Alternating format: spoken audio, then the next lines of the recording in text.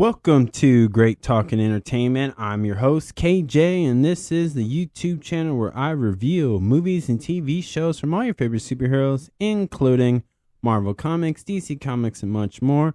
Please subscribe to my YouTube channel, Great Talking Entertainment official channel. Now let's go, baby.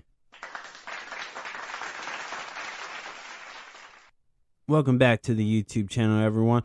My name is KJ, and I'm the host of Great Talking Entertainment, and today's spoiler review is the new series by Marvel Animation, which is all 4 episodes are now available on Disney Plus, Eyes of Wakanda, and this is episode 1 spoiler review. So if you have not seen this amazing series, please pause this and hit that thumbs up button on my YouTube channel. It would help my YouTube channel grow, and I truly appreciate it.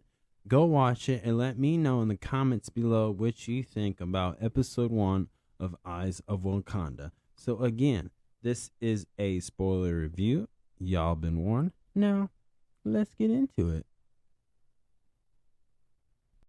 This episode starts off with a scene of birds flying over the sea, and we see like words of a quote that is from the Wakandans, and we see this guy who has an amazing powers, and this is a group called the Lions, which is led by Nikita, as they enslave a bunch of people, and their only 2 choices that they have is to join and worship the lion, who is making everybody, do what he has to do. Now, he's a former member of the War Dogs, of the Wakanda War Dogs, which these are spies who go out and retrieve things that were stolen from Wakanda, basically, like technology, the vibranium. This gives you a sense of idea, like the outside world has been getting vibranium out of Wakanda, and for years they've been trying to get it back in different timelines. Now, and this makes sense because if you think about it, the timeline of this takes place before Captain America, the first Avengers. So this is like way before that, but that's why they officially put this in the timeline of the MCU.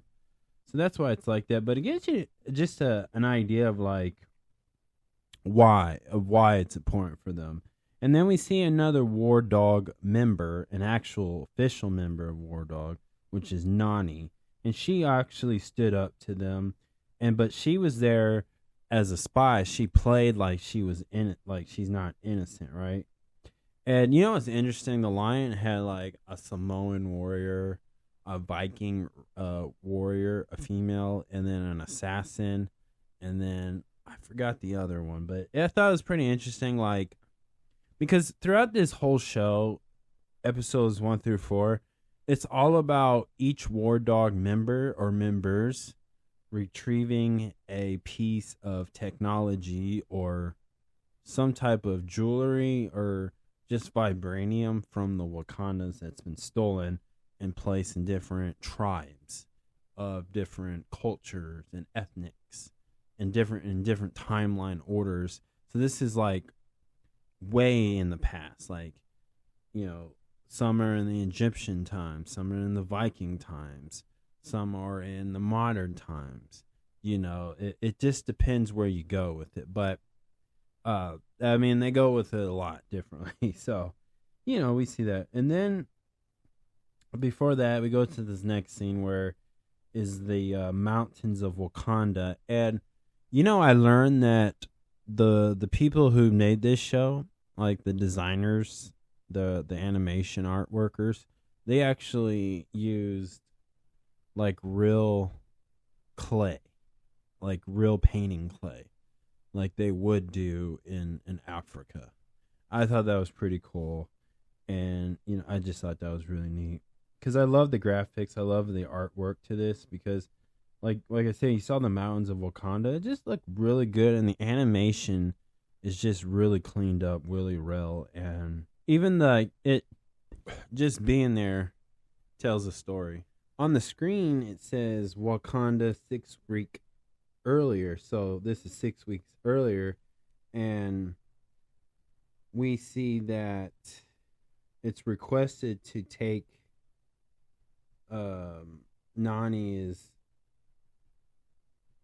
completes this to be welcomed back to take back to the lion.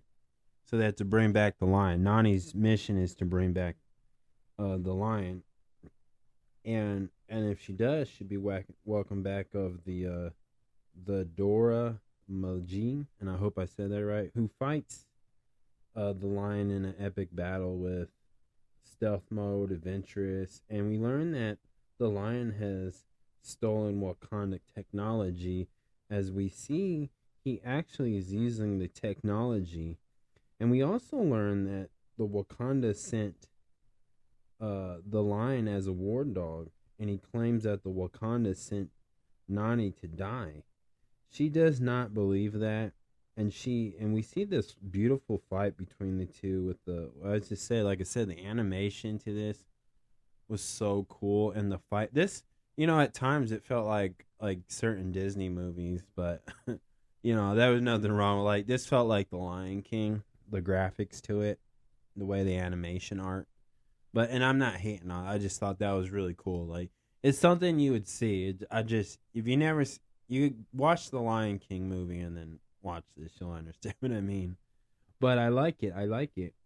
And the lion expresses that same way like Killmonger said in the Black Panther movie, like they shouldn't be hogging all this technology. They should be using it to conquer like literally the world, the United States, other countries.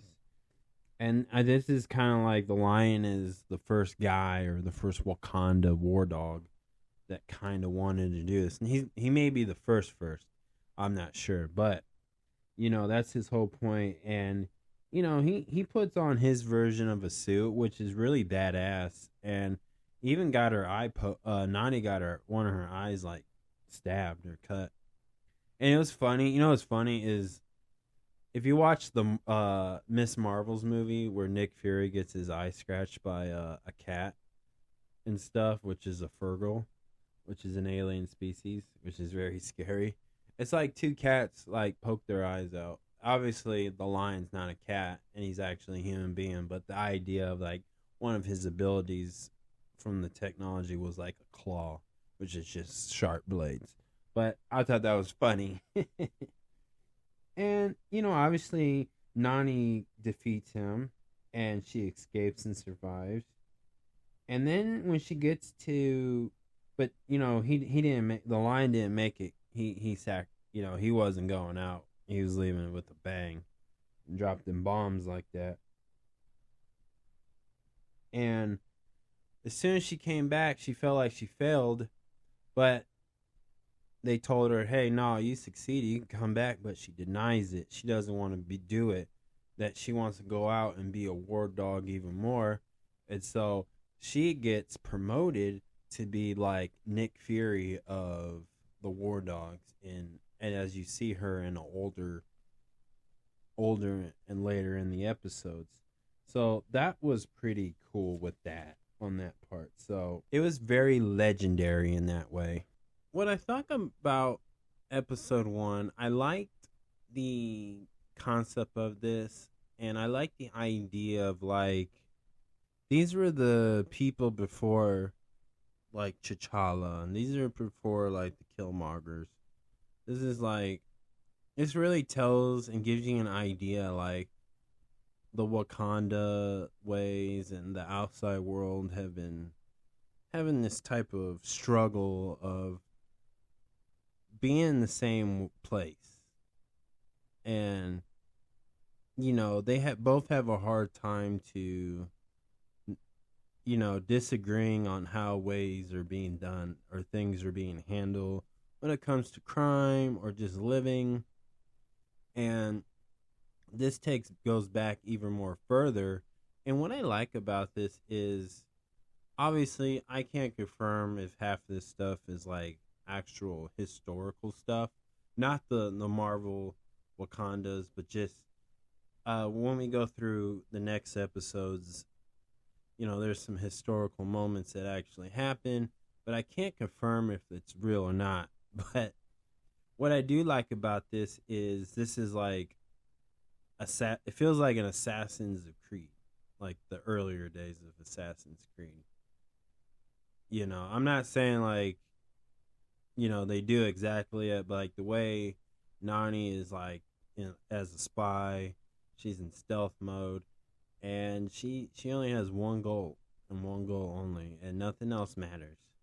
She's just playing a part, and she's just trying to blend in with everything to do what she needed to do, which is get the artificial effects of the technology of the Wakandas. And so I like that. Now, here are some interesting like Easter eggs that I found. So here's just the three that I found and I thought it'd be cool to share. So number one, in this episode, they show that the Wakanda DNA that they use throughout Wakanda, if you're worthy enough of using that purple vibranium that's like a flower type, that they use it just like they used it in Black Panther and Wakanda Forever and other items like a bracelet.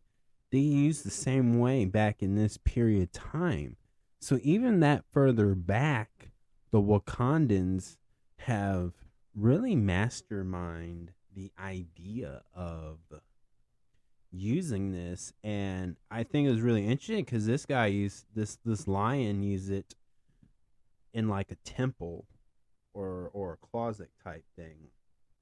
And so I thought that was pretty interesting. And then number two, there's a history parallel that the lion, that when he enslaves innocent people and telling them that it's good for them and it's beneficial, it's just like how in that timeline and historical in this the year that this took place in the MCU is in the same year historically as the Europeans colonize other places like that. And another thing, the way the lion does this as far as a Marvel MCU thing, he kind of emulates Hydra. So maybe Hydra learned this from the War Dogs or Wakandans who go rogue, basically. So I thought that was pretty cool. And then the third one, that the lion's cloak that he wears makes the same sound as Captain America's shield. So that kind of means that the vibranium, whether it's built in or even sewn, it makes that sound, especially if it's used as a weapon. So maybe that's just a natural sound that the vibranium makes with it. So I thought that was pretty cool. So other than that, I thought episode 1 was really great. I thought it was really excellent done. I liked it. So if I had to give it a 1 out of 10, I'm definitely giving it a straight 10. 10 out of 10. I liked how it was put together. I like that the animation to this thing was drawn together. I love that this one, to me, it felt like the old Lion King movie with the graphics. It's just put well together, and honestly, this really informs you how much this has literally affected the whole MCU storyline in the sense of like where it stands and where it could be at. So I definitely enjoy seeing this show for what it was, and I like that this gives you an idea like where someone like Killmonger would have got influence, or Killmonger's father, or anybody that was with like Killmonger's dad and believed in his mission, that this is where they kind of got the inspiration of the history. And and this, of course, this is a spoiler review, so I gotta say it. Throughout this episode, we learn that Wakanda hides particular information and changes the history of it, as we learned that in like the last episode with Prince Tafari. But it's kind of like a biblical thing, like like in the Bible, right? There's whatever in the Bible is in the Bible, but you always hear about these scrolls that didn't make the cut to the Bible, right? This is kind of like the same metaphor of it. So I thought that was really good for Eyes of Wakanda episode 1. So definitely this episode 1 is a 10 out of 10. Again, it really had a really good meaning to it, and it was just fun to watch, especially for an animation film or show, I should say. So honestly, this is what it does remind me of the Predators series that came out, or animation movie that came out on Hulu/Disney Plus. It's just like that, because if you combine all 4 episodes, it'd be the same time length as that. So, but this one's a little bit cooked more than Predators film animation film. So definitely like this. It's really done well. But that is my spoiler review, y'all. Thank you so much. Please subscribe to my YouTube channel, Great Talking Entertainment official channel. Subscribe, hit that notification button so you can always be updated with all my latest content. Thank you guys, and peace out.